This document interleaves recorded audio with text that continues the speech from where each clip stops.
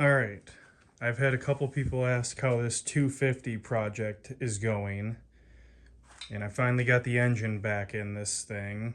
It's a slow process. I've had to do a bunch of body work to it and put in a new belly pan down below, get some things straightened out. I'm still fighting with this bumper that's broken. I got to try to find a new one of those, but that's easier said than done. Well, I had the engine out. It's hard to tell, but I did degrease it a little. It turned out okay. It's not perfect. I know it's not going to be perfect. I'm not really wanting it perfect. But while the engine was out, I did have to put in a new piece of metal down below because that was all punctured.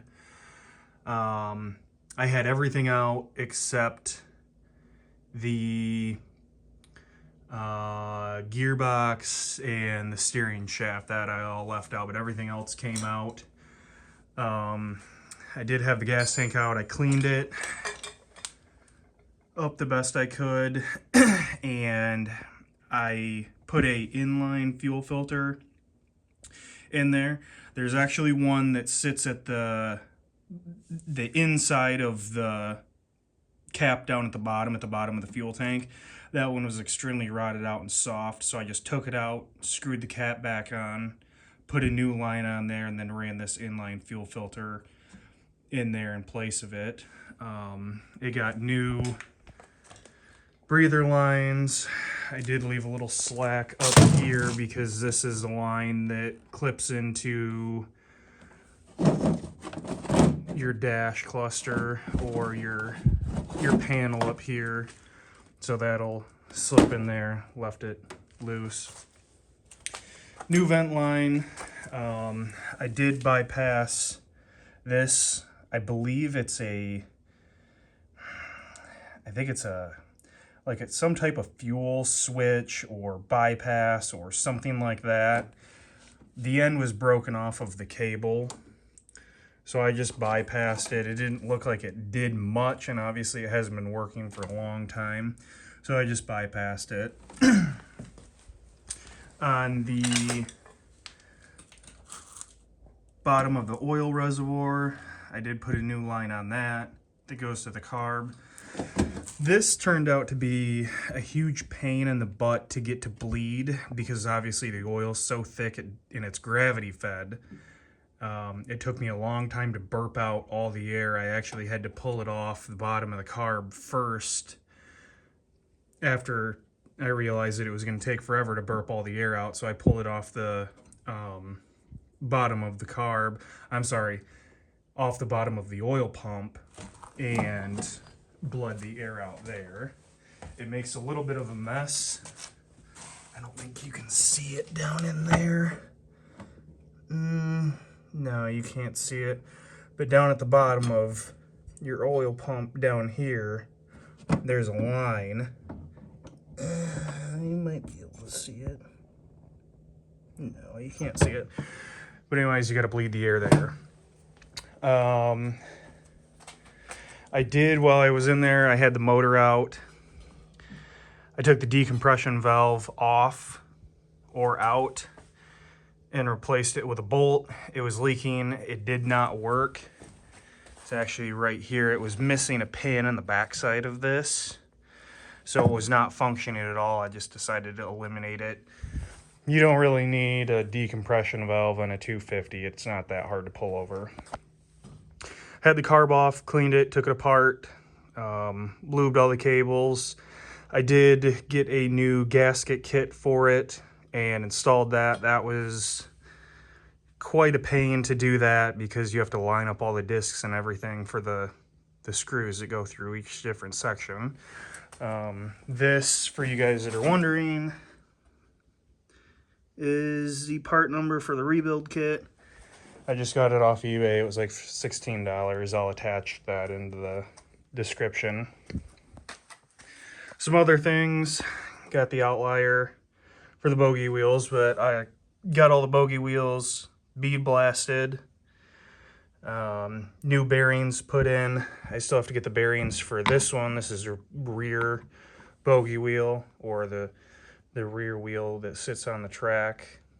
So I've got bearings on the way for this because they're different size than those ones. These are just kind of your alignment idler pulleys, or not pulleys, but bogey wheels. That's the part number for these bearings. The other thing that I'm working on that's actually turning out to be a big pain in the butt is the seat. The seat's in terrible shape. It's seen way better days. I'm gonna have to do a little bit of work. This is where this light actually sits, right in here like that, and you can see all the foam is pretty much either fallen out or got eaten out by an animal. But there is nothing left of this housing for the rear taillight. The lens is cracked, so I'm gonna need a new one of these. I'm gonna try to find some cheap foam and just fill in these holes and recover it. The front's not in the greatest shape either. You can see this has already been repaired once before. So I'm working on that. That's going to be probably the biggest challenge because I'm going to have to try to piece this together so it doesn't look too bad, and I can get this housing to sit in there without it leaking. And then I'm going to reupholster it once I get that going. I think one thing that I'm going to do is I'm going to run this wiring. I'm going to redo the wiring because this wiring is just in terrible shape for this taillight. But I think what I'm going to do is kind of like this one. I'm going to have this light that has a couple, your connections down here at the base, so you don't have to take off the whole seat to get the tail lens assembly out. You can essentially just take it out, unclip it from here, and then keep this wire loom. I'll hide it in the seat and run it up through the body of the snowmobile. That way, if you ever have to get to it, you don't have to take everything apart.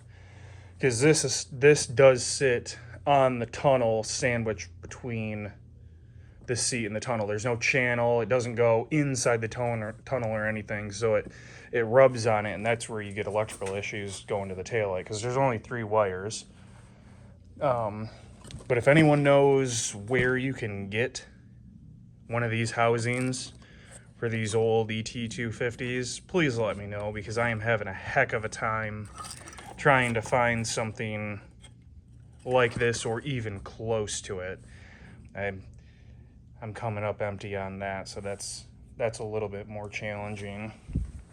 Some other things that I had to do was I put new skis on it. These are the skis that came on it. They're a little different size. They're a little bit bigger. They're wider. They're the same length, but they're a little bit wider. And I believe these are actually off of a 340 or a 440. The only problem with these that were on it, the leaf springs are so soft on it, they were collapsed, and they had no rigidity left in them, and they were just completely flat. I mean, you could lift up on the snowmobile and they were sagged almost down to the bumpers down here. What else? I got the track out. I painted all the parts for the track, got the bogey wheels going. I'm gonna paint this eventually and get that all cleaned up.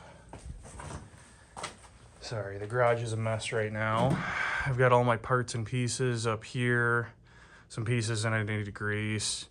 These go for the suspension. These are the exhaust springs. I'll get those cleaned up. I might even get new ones. These are your screws for the bogey wheels, your circlips that go in them, a couple other track pieces. The other thing that I am having a hard time finding is these shocks. This one is is toast, and I'm trying to find a replacement for those. That's been pretty difficult. If anyone knows where you can get some of these parts for these old Yamahas, let me know, because I'm having a heck of a time with all these parts that are discontinued that you can't get anywhere. So these shocks, the tail light housing, and oh, the other thing, I am looking for, right here, let me get this spread out. That's the front push bar, or the front bumper. I cannot find that anywhere either. Let me know if you know where I can get one of those. But anyways, stay tuned. I'll have another video shortly. Thanks.